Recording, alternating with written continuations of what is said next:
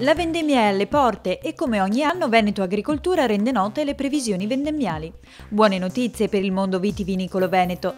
La produzione di uve è prevista in crescita di un 4,5% rispetto al 2009 e la qualità dei nostri vini si manterrà sui consueti livelli d'eccellenza. Sentiamo le valutazioni di Paolo Pizzolato, amministratore unico di Veneto Agricoltura. Ancora una volta il Veneto si dimostra primo come regione a livello nazionale, per cui una lezione di vita a tutta l'Italia, e dobbiamo tenere in considerazione il fatto che siamo il quarto esportatore a livello europeo, dove in Germania, Stati Uniti e anche Inghilterra trasportiamo quello che può essere il massimo, diciamo, della nostra produzione, per cui con motivo d'orgoglio ancora oggi possiamo dire che il 2010 sarà un'ottima annata, un'annata molto buona, per cui delle provvisioni ottime anche a livello di reddito per le nostre aziende venete. La marca trevigiana insieme alla provincia di Verona si conferma leader del settore in regione, ma facciamo un focus sulla vendemmia e sulla produzione di vino nella marca, con l'assessore all'agricoltura della provincia di Treviso, Marco Prosdocimo. Si prospetta un'annata che vede la provincia di Treviso come la produttrice di oltre un terzo dell'uva destinata a vino della regione Veneto, quindi una campagna importante anche per il 2010 che ci vede protagonisti assieme alla provincia di Verona in campo vitivinicolo.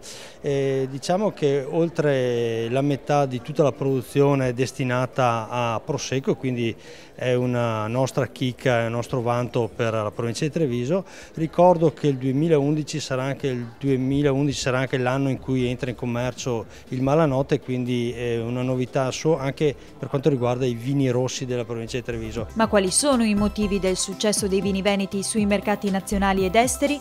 Sentiamo la tesi di uno dei massimi esperti in materia, il presidente dell'Accademia Italiana della Vite e del Vino, Antonio Calò. Il Veneto produce dei vini che si adattano oggi molto meglio a quella che è una concezione più moderna del consumo del vino. Sta finendo, se non per dei vini di nicchia, l'epoca dei vini molto corposi, molto alcolici. È entrato in vigore il nuovo sistema di bigliettazione della compagnia La Marca.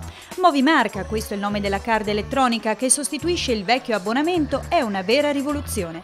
Abbiamo incontrato il presidente della società, Mario Piovesan. Partiamo con una tecnologia nuova, una tecnologia che dovrà essere collaudata a livello regionale in modo che un cliente qualsiasi possa viaggiare su tutti i mezzi di trasporto con un unico biglietto. Abbiamo allora chiesto al direttore Darolt delucidazioni sul funzionamento di questa nuova tessera.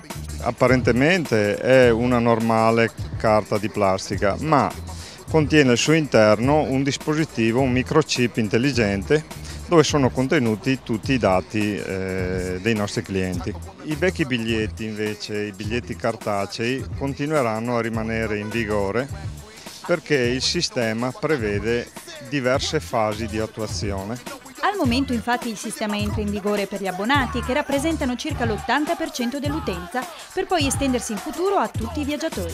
Si tratta di un grosso sforzo organizzativo ed economico. È un investimento molto importante, sono circa 2,5 milioni di euro che noi abbiamo messo sul piatto, con un piccolo contributo da parte anche della Regione, e porterà tutti i nostri clienti a parità del resto del nord Italia. Con il nuovo sistema l'azienda potrà monitorare i flussi di viaggio, incrementando così i servizi e migliorando il rapporto con l'utente finale. Tra le varie operazioni in essere, la marca sta investendo molto anche sull'informazione. Sono già partite infatti le lettere destinate a tutti gli abbonati. Ci siamo anche avvalsi di spot televisivi, di spot radiofonici che continueranno in queste settimane ad essere ripetuti. E poi abbiamo strutturato una informazione molto capillare nel nostro sito, nel sito di La Marca, oltre a fare un'informazione cartacea che è disponibile presso tutte le nostre biglietterie nel momento in cui il potenziale cliente si reca per dotarsi dell'abbonamento o per rinnovare il precedente. E poi anche un'informazione sempre cartacea che è presente su tutti i nostri autobus. Scena 2, terza. Il progetto di Movimarca è solo l'ultima delle novità messe in campo dalla società, che sta investendo anche sulla qualità della vita. In totale noi abbiamo in servizio 235 mezzi dei quali 50 arrivati negli ultimi 2 anni, con un impegno di spesa importante da parte della nostra azienda. Sono stati circa 12 milioni e mezzo di euro che noi abbiamo pagato cash, con i soldi nostri, senza nessun contributo da parte della Regione. I 50 nuovi mezzi sono Euro 5, ovvero bus ecologici, e per quelli vecchi dismessi è attivo un progetto solidale.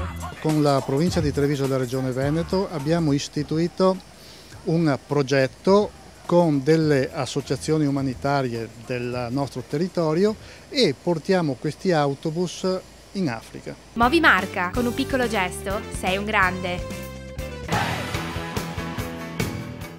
Ed eccoci, siamo nuovamente nel parco di Villa dei Cedri, con me il vice sindaco di Valdobbiadene, Pier Giorgio Davì, a cui chiediamo: Valdobbiadene brinda la vita, un grande evento che in qualche modo viene restituito, potenziato alla popolazione di Valdobbiadene, ma non solo, anche a tutte le colline, perché vuole essere un evento che mette in rete tutti i produttori del vino, gli amanti del vino, in particolare chiaramente del Conegliano Valdobbiadene. L'obiettivo del forum rimane sempre di promuovere il sistema spumantistico italiano. Infatti, oltre all'appuntamento di questi giorni a Valdobbiadene Brinda la Vita, rimangono tutti gli appuntamenti a carattere nazionale itineranti nel territorio nazionale. Vorrei proprio ricordare l'appuntamento più importante. Quello sarà a Venezia il 15, 16, 17 di ottobre presso il Palazzo Casino, dove promuoveremo tutti gli sfumanti italiani. Già 330 etichette di spumanti italiani in rappresentanza di 11 regioni d'Italia hanno partecipato al concorso enologico di sfumanti. In questo serie di appuntamenti abbiamo individuato un appuntamento locale, territoriale, proprio per promuovere il nostro prodotto. Un prodotto e un'area spumantistica, una delle eccellenze delle aree spumantistiche italiane, tra l'altro. Sì, questa area ci è invidiata da tutti, non solo per il prodotto che ricordo anche fa da traino non solo per gli sfumanti, ma anche per tutti i vini italiani che in questo momento hanno un po' di difficoltà per crisi nazionali, e l'unico vino che sta ottenendo un successo nel mondo è proprio il Prosecco. Ecco, si riparte dall'agricoltura, ma uno dei temi del convegno di oggi era proprio saper valorizzare anche attraverso la comunicazione i diversi valori che sono insiti nel prodotto e quindi nel territorio da cui il prodotto viene. Siamo pronti? A che punto siamo? Un territorio è fatto soprattutto di uomini che hanno creato un sistema spumantistico, un prodotto chiamato Prosecco, e naturalmente il legame più forte tra prodotto, in questo caso Prosecco, sul territorio, è il fattore aggiuntivo che ci fa anche qualificare e anche differenziare da altri prosecchi di pianura o anche prodotti legalmente in tutto il mondo. Vice Sindaco, noi la ringraziamo, io direi noi andiamo a brindare la vita, a voi invece un attimo di pubblicità e poi ritornate qui a Valdobbiadene con noi, perché avremo tantissime altre cose da scoprire con tanti altri ospiti.